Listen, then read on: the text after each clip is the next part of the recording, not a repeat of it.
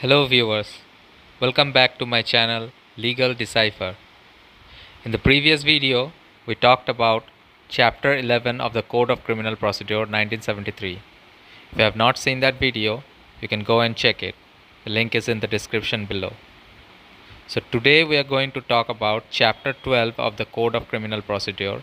We'll go through the chapter and try to understand how the criminal courts work and how the Criminal Procedure Code is followed. So if you are new here, please like and subscribe to my channel so you can get the videos. Let's get started.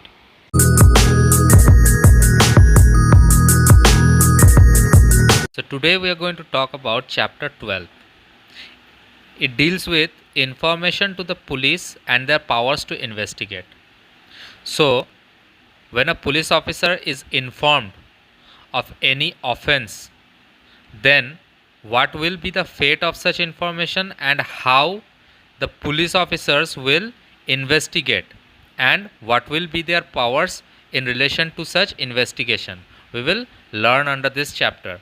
So section 154 talks about information in cognizable cases. So where there is a cognizable offense and an information is given of such cognizable offense to a police officer, then what will be the procedure of giving such information and the procedures that follow up after such information is given. So we will read this here. It says that every information relating to the commission of a cognizable offense, if given orally to an officer in charge of a police station, shall be reduced to writing by him or under his direction and be read over to the informant. So let's assume that a cognizable offense has occurred. The person who knows about such commission of an cognizable offense will visit a police station and he will pass such information to the officer in charge of such police station. So the police officer gets a report of such cognizable offense. Now this person will orally inform the police officer who is in charge of that police station, and that police officer will reduce such information that was orally made to him into writing, and he will also read over such reduced writing to the person who informed him about such cognizable offense, and this writing will also be signed by the person who gave it. So the complainant, the person who complained before the police officer, will be made to sign such FIR that he orally said and was reduced to writing. That person will sign that FIR and the substance thereof shall be entered in a book to be kept by such officer. So in every police station there is a book that is kept in which all these informations are entered accordingly, and this book follows such form as the state government may prescribe in this behalf. So the state government has already prescribed the format of such book, and that book is kept in every police station, and all the FIRs that are made to such police station are reduced to writing and entered in that book and also signed by the person who gave that information. So provided that if the information that is given by a woman, okay, so in this case a woman has given the information about an offense that is punishable under section 326A, 326B. We know these two sections relate to acid attacks and the punishment for acid attacks, or section 354, that is outraging the modesty of a woman, or 354A, which relates to sexual harassment, or 354B, which relates to using criminal force on woman to disrobe her, or 354C, which talks about voyeurism, or 354D, which talks about stalking, or it may be about section 376, 376A, B, C, D, or E. Now all these sections relate to various kinds of rapes, or section 509, which talks about outraging the modesty of a woman through words, expressions, or etc. Now, if a woman is giving the information of these kind of offenses, then this information will be recorded by a woman police officer. Okay. Now, provided further that if such person who is giving that information under these sections is somehow temporarily or permanently mentally or physically disabled, then such information shall be recorded by a police officer at the residence of the person who is giving such report. So the person will not have to come to the police station to give such information.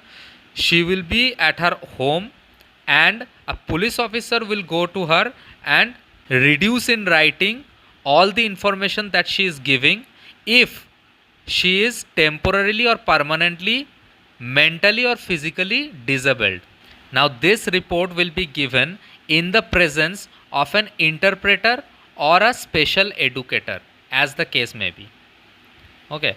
Now the recording of such information shall be also videographed, and the police officer shall get the statement of the person recorded by a judicial magistrate.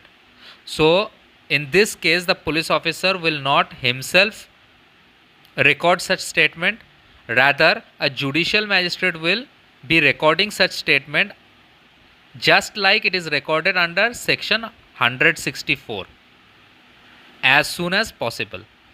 Now a copy of the information as recorded under subsection 1 shall be given forthwith free of cost to the informant. So irrespective of the nature of offense that is recorded by the police officer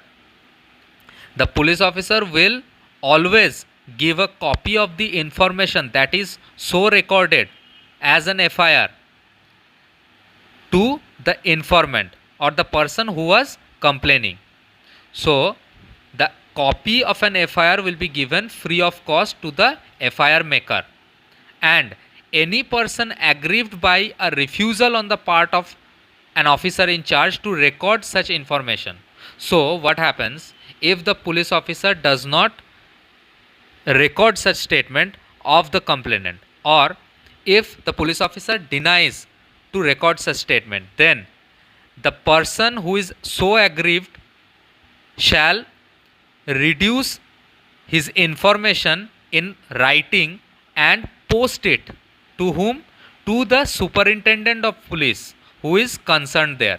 So a letter can be sent to the superintendent of police who is concerned there, and such superintendent of police shall either himself investigate the case or direct an investigation to be made by any other police officer who is subordinate to him, and such police officer shall have all the powers regarding such case as a police officer of local jurisdiction would have had. Now let's move on to section 155. It says information as to non-cognizable cases and investigation of such cases. So in the previous section we had learned about how the police will work when he receives an information of a cognizable offense. Now if a information of a non-cognizable case is received, then what will be the procedure of investigation that the police officer will take up? So it says that when such an information is given to an officer in charge of a police station about a non-cognizable offense, then the police officer shall enter or cause to be entered the substance of the information in a book that is to be kept by such officer in the prescribed format of a state government, and the police officer shall refer the informant to the magistrate.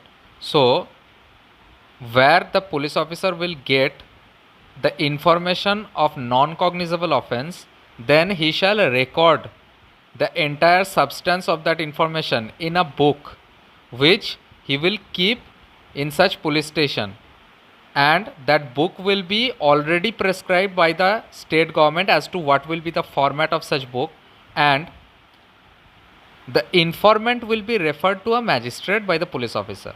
So this will be the procedure. Now, subsection 2 says no police officer shall investigate a non-cognizable case without the order of a magistrate having power to try such case or commit the case for trial. So, the magistrate has power to try or commit any non-cognizable case, but no police officer has the power to investigate a non-cognizable case. Now, subsection 3 says any police officer receiving any such order from the magistrate to investigate upon a non-cognizable offense. So, if the magistrate orders the police officer to take up an investigation in relation to a non-cognizable case, then the police officer will do so, but he will not do so suo motu. So, in this case, the police officer shall be having all such powers that he needs to exercise in a cognizable case, except the power to arrest without warrant. So, the police officer will only not have the power to arrest without warrant, but except that power, he will have all other powers that he may use in the investigation of a cognizable case. And subsection 4 says where a case relates to 2 or more offences, out of which at least one is cognizable offence, then the case shall be deemed to be a cognizable case. So, if the information is given to the police officer about a number of cases, if at least one of them is a cognizable case, then the whole information will be deemed to be regarding a cognizable case, notwithstanding the fact as to how many non-cognizable cases were reported along with that cognizable case. Now let's move on to section 156. It says police officers' power to investigate cognizable case.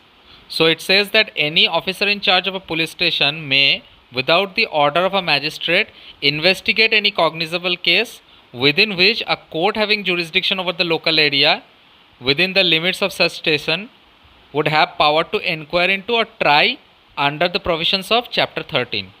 So, if a court has a jurisdiction over such area and is entitled to try or inquire into any such case under chapter 13, then a police officer that is appointed within that jurisdiction, such police officer may also investigate any cognizable case that occurred in such jurisdiction without the order of a magistrate. Now, subsection 2 says that no proceedings of a police officer in any such case shall be at any stage called in question on the ground that the case was one which such officer was not empowered under this section to investigate. So, whether a police officer was empowered under this section to investigate any case or not shall not be called in question at any stage. Okay, now let's move on to subsection 3 that says any magistrate empowered under section 190 may order such an investigation as above mentioned. So, the magistrate has the power to call such investigation as above mentioned under section 190. So, we will read about this when we reach 190. For now, let's understand that the magistrate is empowered to call such investigation. Now, let's move on to section 157. It says procedure for investigation. Now, this section is important to understand because this section contains the information as to how the police officer conducts the investigation that he takes up upon receiving a complaint. So, if from information received or otherwise, an officer in charge of a police station has reasons to suspect that there is a commission of an offence, that he is empowered under section 156 to investigate. So, he understands that there is an occurrence of an offence that he is empowered to investigate upon receiving the information, and he will forthwith send a report of the same to the magistrate. So, he will first send a report to the magistrate who is empowered to take cognizance of such offence, and then the police officer shall make a police report. and shall proceed in person. So he will physically visit the place of occurrence where offense was committed, or shall depute one of his subordinate officers. So he may either personally visit there or depute a subordinate officer and make him visit the place of occurrence. Investigate the facts and circumstances of the case, and if necessary, take measures for the discovery and arrest of the offender. So he will personally visit the spot, investigate the facts and circumstances of the case, and if necessary, he will also take measures for the discovery and arrest of the offender.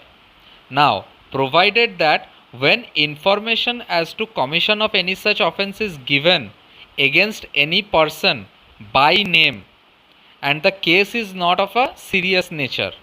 So if the information is received and a person's name is thereby mentioned, and the police officer understood that it is not of a serious nature, so then he may not proceed in person. So he will be at liberty as to not to visit that place in person, or not to depute a subordinate officer and make an investigation on the spot. So he will not have to visit the spot. It is not necessary in this case.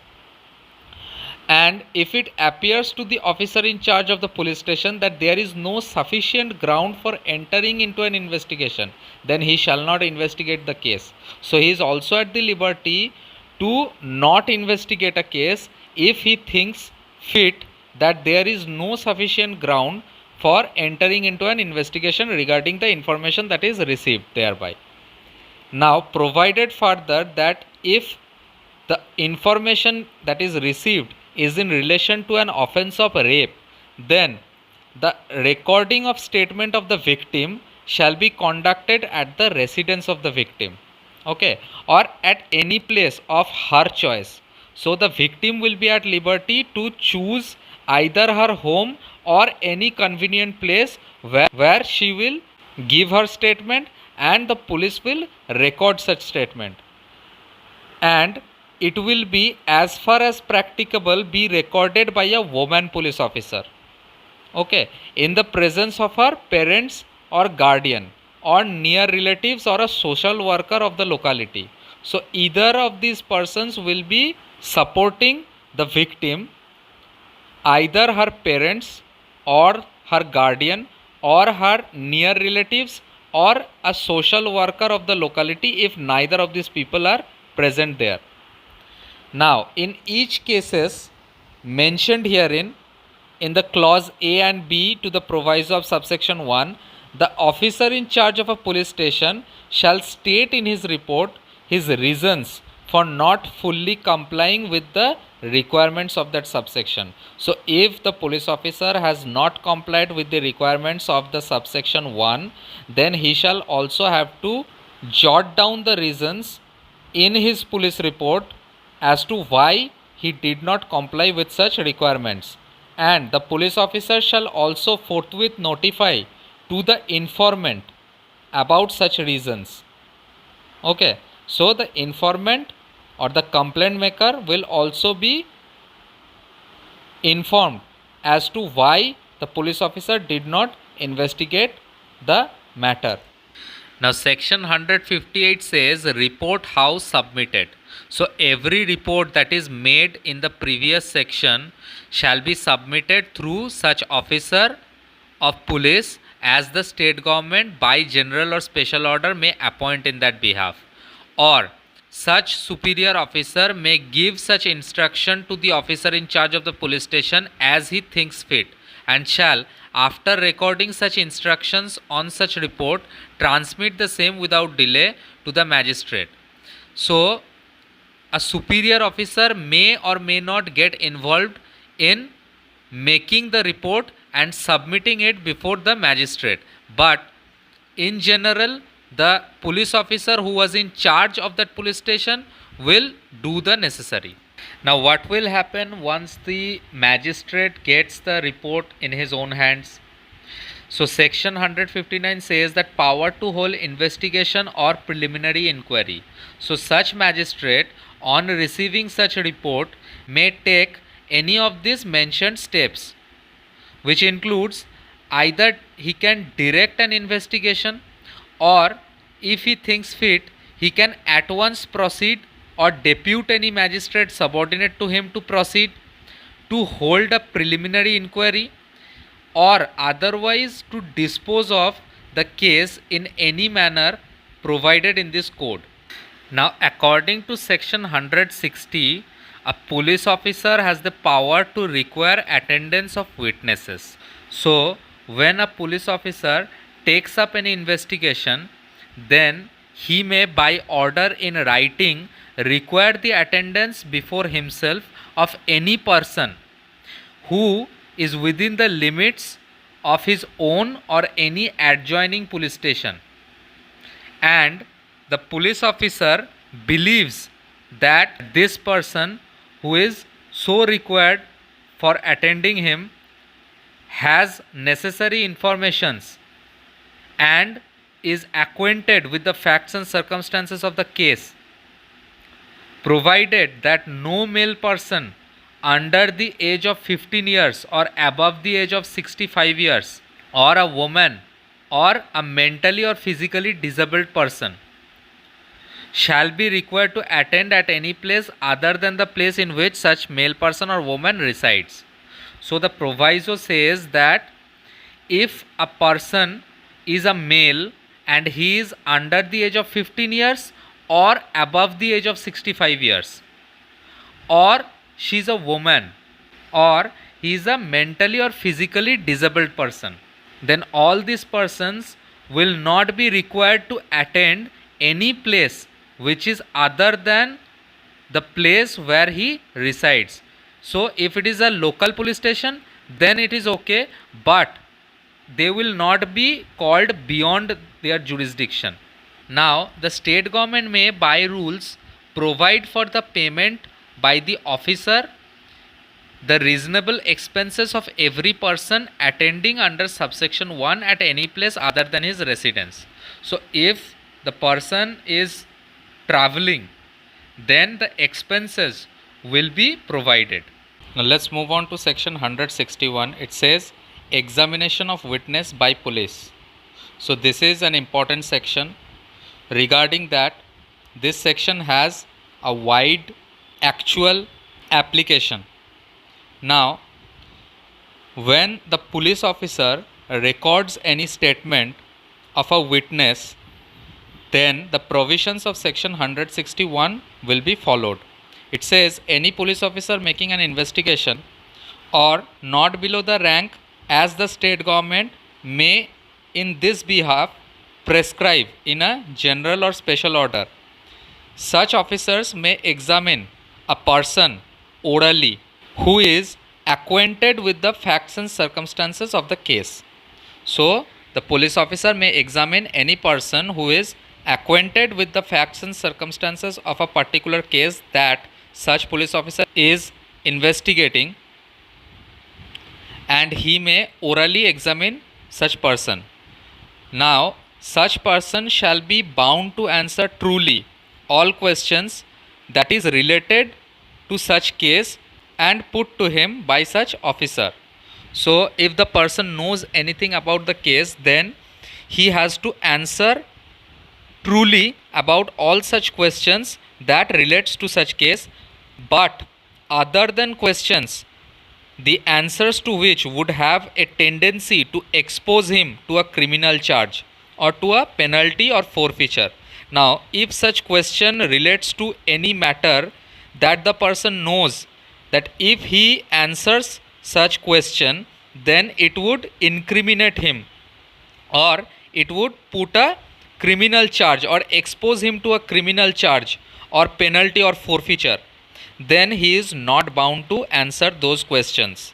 Now, the police officer may reduce into writing any statement made to him in the course of an examination under this section. So, the police officer will ask questions orally, and the person who is acquainted with the facts and circumstances of the case will truly answer to those questions. Now, these conversations will be recorded in writing, and a statement would be made out of it, which is known as the 161 statement, or the statement that the person is giving to the police.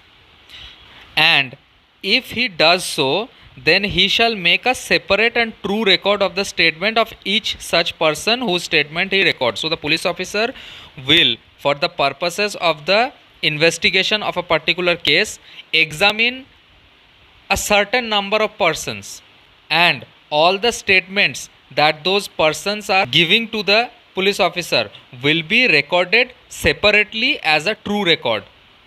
Now, provided that the statements made under this subsection may also be recorded by a audio video electronic means. So it may also be audiographed or videographed. Now the proviso says that any statement that is made by a woman to such police officer under section 354, 354A, B, C or D, or 376, 376A, B, C, D or E, or section 509 of the Indian Penal Code. In all these cases, if a woman is giving a statement, then that statement shall be recorded by a woman police officer.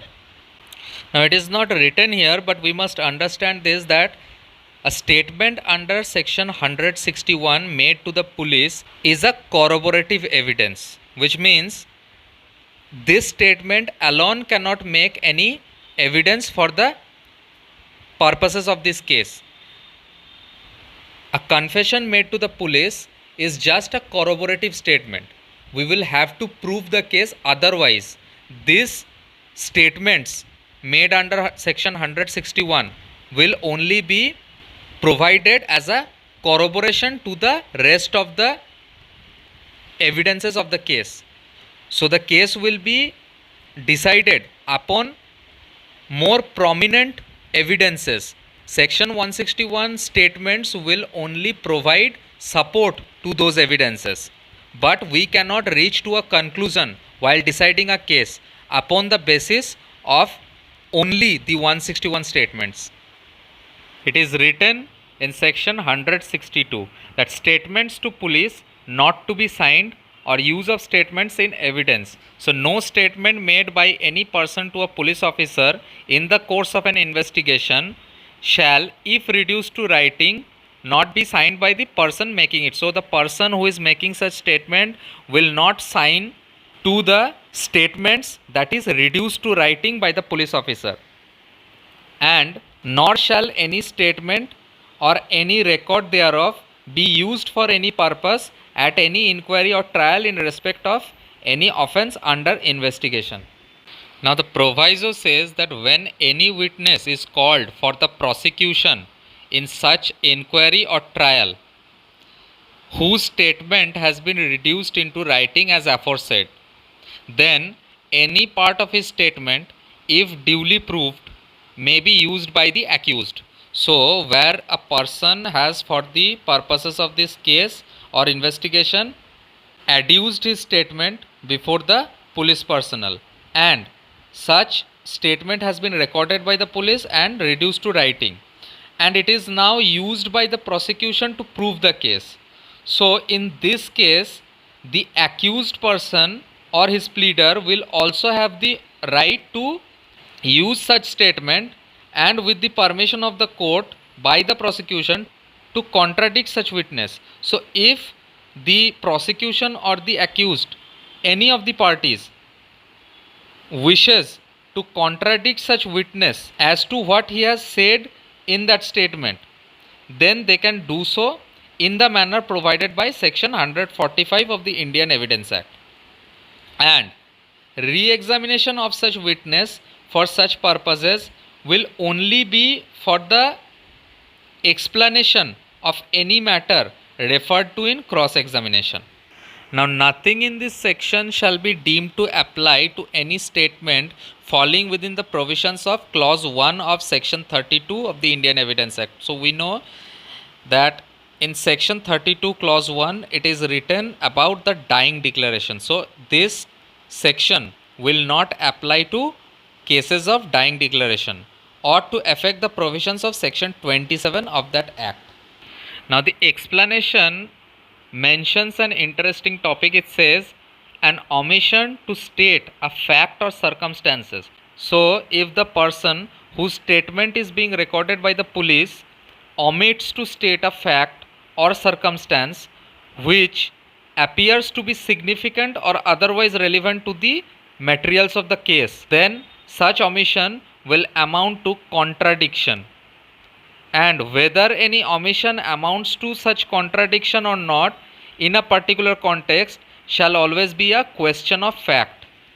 Now section 163 talks about no inducement to be offered. So the police officer who is recording a statement of a particular person in regard to a certain investigation, then such police officer or any other person has no authority to make or offer any inducement, threat or promise. Now these things are also mentioned in section 24 of the Indian Evidence Act. It says that an evidence that is obtained by inducing threat or promise has no value, but no police officer or other person shall prevent any person from making any statement in the course of an investigation in his own free will. So if the person is making such statement in his own free will, then the police officer will not caution him or otherwise prevent him. Now provided that nothing in this subsection shall affect the provisions of subsection 4 of section 164. Now this is a long chapter, so we will make another part for the rest of the chapter. So we will end this video here and we will move on to the next sections in the next part. So that's all in this video. If you like my videos, then don't forget to smash the like button and subscribe to my channel. Thank you so much for watching this video.